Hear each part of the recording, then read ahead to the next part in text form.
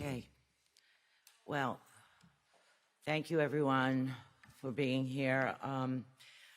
My name is Lorraine Grillo. I am the first deputy mayor, and I'm here with my colleagues, including Sheena Wright, for deputy mayor for strategic initiatives, Chancellor David Banks, Deputy Mayor Phil Banks, Deputy Mayor for Public Safety, Chief of Staff to the Mayor Frank Carone, Camille Joseph Varlick, Senior Advisor to the Mayor, Zach Iskall, Commissioner of the New York City Emergency Management, Laura Kavanaugh, Commissioner of the Fire Department, Jessica Tisch, Commissioner of the Department of Sanitation, Vinnie Sapienza, Chief Operating Officer of the Department of Environmental Protection, Leon Hayward, Deputy Commissioner for Sidewalks and Inspection Management, Department of Transportation, John Garvey, Deputy Commissioner for Ferries, Department of Transportation, Anthony Giuliano, Deputy Commissioner for Operations, Community Affairs Unit. So I want to thank you all for joining today. So I've been in touch with the mayor. We've all been in touch with the mayor throughout the day.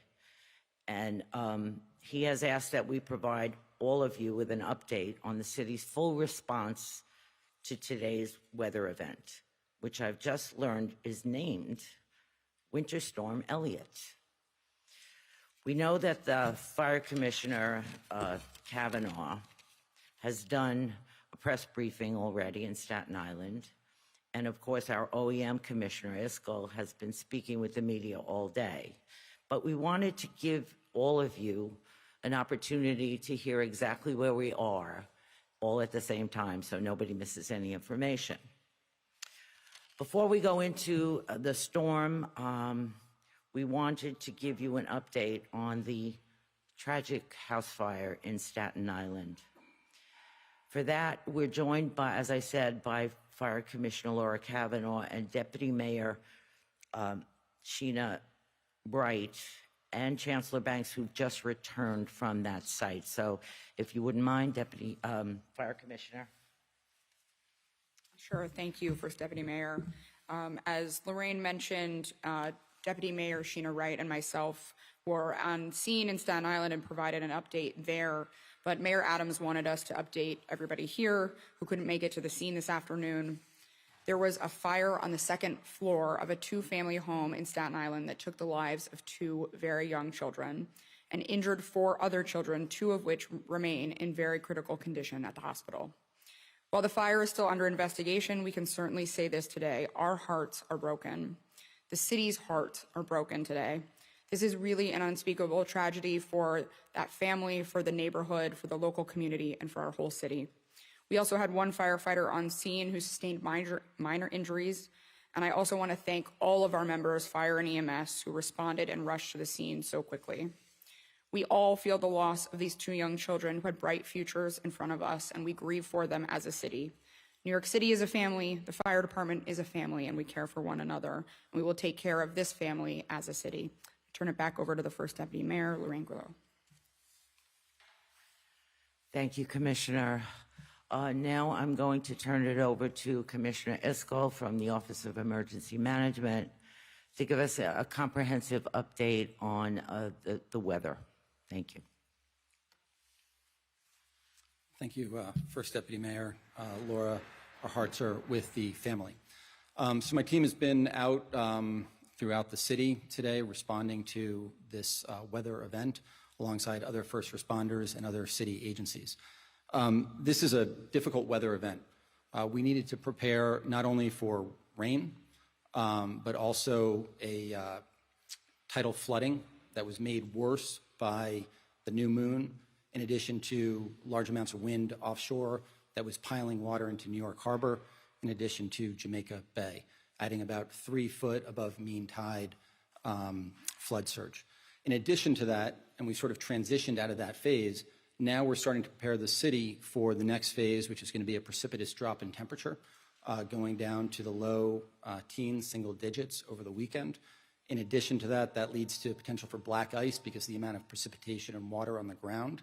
that we also need to prepare for, in addition to high winds up to 60-mile-per-hour gusts later today.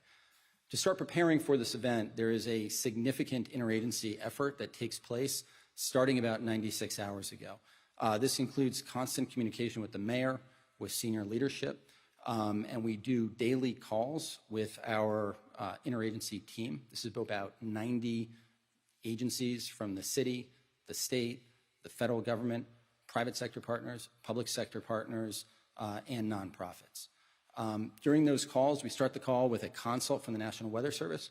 We get twice daily briefings from the National Weather Service at 05:45 and at 3:15, where we go over the weather forecast and any changes to the forecast. We then go and do reporting from each of those agency partners about what they are going to be doing and what their potential concerns are in anticipation of this event, and looking at the hazards and potential impacts and how we as a city will address them. Those hazards include, as I mentioned, the black ice, tidal flooding, rainfall, so rainfall flooding, and others. Agencies, the work that these agencies have done is remarkable. Starting this morning at 05, we activated the city's situation room. This includes 23 plus city agencies, state partners that are in constant communication all day long until this evening throughout this event to make sure we're in constant communication. In order to prepare for this event, some of the things that we did, Department of Sanitation, they put 20 million pounds of salt out on the street. I believe it's 700 salt spreaders that they have located across the street in order to prepare for the black ice. In addition to that, the NYPD has activated the Joint Traffic Management Center in order to make sure we are tracking any traffic issues, any power outages that could lead to traffic issues with traffic lights, et cetera. In addition to that, they station multiple ESU trucks and other trucks around the city, including in areas prone to flooding, in order to facilitate rescues if needed. They did do a number of rescues this morning. None of them were life-threatening. Most of them were folks who were trapped in vehicles. The FDNY had a full complement of vehicles, plus high-axle vehicles operating. They also put EMS into a 12-hour surge schedule. Department of Environmental Protection, along with DOT and DSNY, did an incredible effort of clearing catch basins. We also deployed what we call some interim flood protection measures to protect a wastewater treatment facility out in the Rockaways. Our health and medical team, one of the things that we do when we have these types of events is we create some GIS mapping to understand where the flooding might be. We then look at what are all the different critical facilities in those areas. Do we have nursing homes, adult care facilities? We then start in consultation and in partnership with our state partners. We reach out to all of them. We identify what's their patient census. Does anybody need to be evacuated? Are their generators working? And then making sure that we are in close contact in case there's needs in those places. In addition to that, Parks activated Storm Mobile last night, where they can digest 311 calls and then send out inspectors to look at downed trees, debris, things that need to be removed. And as of this morning, activated their downed tree task force in order to address any of those issues, in addition to also implementing some internal flood protection measures across the city. Con Ed has flown in over 600 personnel from around the country to augment their teams on the ground here. One of the issues with the high winds that we have coming in later today is it could lead to down power lines, power outages. We have these 600 additional personnel. That's about 300 additional trucks that are now located across the city in order to enable us to respond quickly to power outages and down power lines. MTA activated their incident command center as of 0900 yesterday. They issued a soft ban on empty tractor trailers from 8 p.m. tonight until 8 p.m. tomorrow. 8 p.m. last night to 8 p.m. tomorrow. They could extend that if conditions worsen. Just making sure and checking my notes here to make sure I haven't missed anybody, because there's so many amazing and remarkable agencies that are involved And in addition to this, because of the drop in temperatures, one of the prime objectives that we have in our winter weather plan is protecting vulnerable populations. So mentioned a little bit about the work we do with nursing homes, adult care facilities.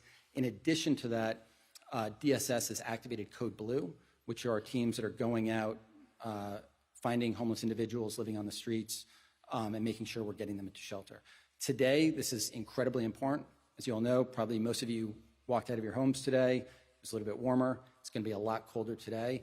That change in temperature leaves us very concerned about people who are on our streets and making sure that they're getting into shelter. So looking forward to your questions. Can talk a little bit more about the impacts. We've been out there. We're also opening up 2 service centers in Hamilton Beach and in the Rockaways, one each later today, where Red Cross will be able to provide housing services or hotels to people that need it, in addition to cleaning kits and also other materials or things that people need. So those will be open at 4:30. I can make sure to get the addresses to you later today. Thank you. For Commissioners Kavanaugh and Garvey, what is the status of the investigation into last night's fire on the Sandy Ground, and how concerned are we about the other Alice-class ferries? So the investigation is ongoing. It is done in conjunction with the Coast Guard because this was a maritime event. We did open the compartment to the engine room today and confirm that the fire is out. So from this point forward, it will be an investigation working with the Coast Guard on the cause. For Commissioner Garvey, how concerned are we about the other Alice-class ferries?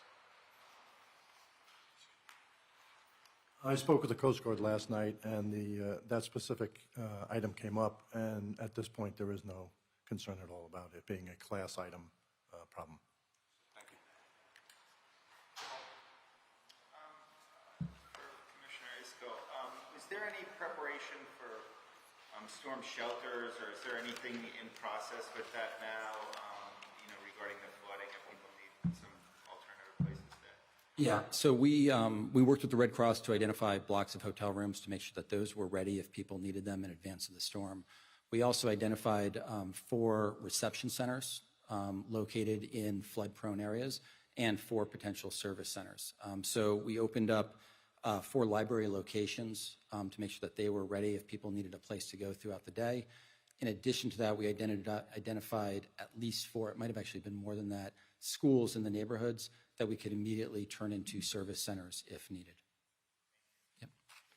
For Deputy Mayor Grillo, where is Mayor Adams? First Deputy, I'm sorry, Mayor for the day, Larry Grillo. Do you know where Mayor Adams is? Mayor, yes, I certainly do know where he is, but let me just say this to you. He might as well be here because we've been speaking to each other constantly throughout the day and speaking with all of us to keep updated on what's going on and to actually direct us to do this. But the mayor decided to take 2 days off and get some rest. And instead, of course, he's dealing with this, but just not here. So is he in New York City? No. Where is he? So he can ask for remote work, I guess?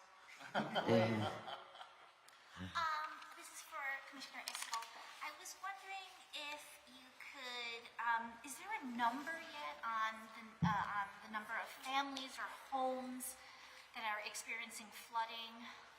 We don't have that number yet. We're still collecting that information, still doing those assessments. Just to clarify, there are 4 libraries that have been identified as places where people can go if...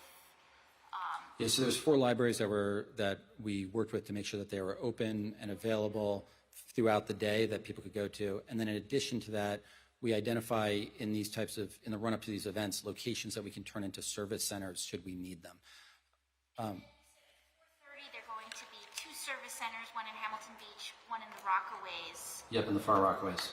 That's where people can go if they're looking for cleaning kits and also to be placed in hotels. Yes, that's correct. It's unclear how many people will show up. That is correct.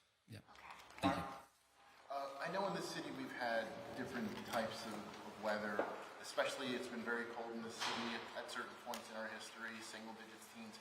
How bad would it have to get before, say, there's a curfew in place or a mandate to close all bars, restaurants, that kind of thing? And at what point would there be road closures because of fear of black ice, for instance? I will defer to Department of Transportation on road closures in terms of black ice. In terms of shutting everything down based on weather, that's a decision that would be made at City Hall based on a number of variables and factors. And so with most weather plans, we have certain triggers that are built in. One of the complications with winter weather, unlike other events, is that there's other variables, time of day, right? Are you impacting a commute? Is it not a commuting hour when the storm might hit? What's the validity of the forecast? What time of year it is, right? If it's coming into a holiday versus during a weekday or versus a weekend. So these are all things that need to be assessed by the leadership team here at City Hall in order to make those difficult decisions. We are not shutting down bars or anything like that tonight. Where is the mayor?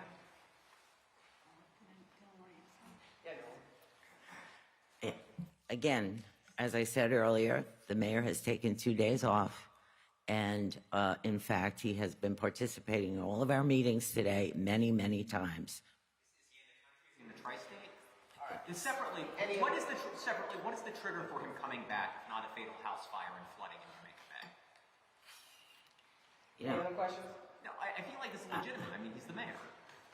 Thanks, Dylan. Thank you, everybody. thank you.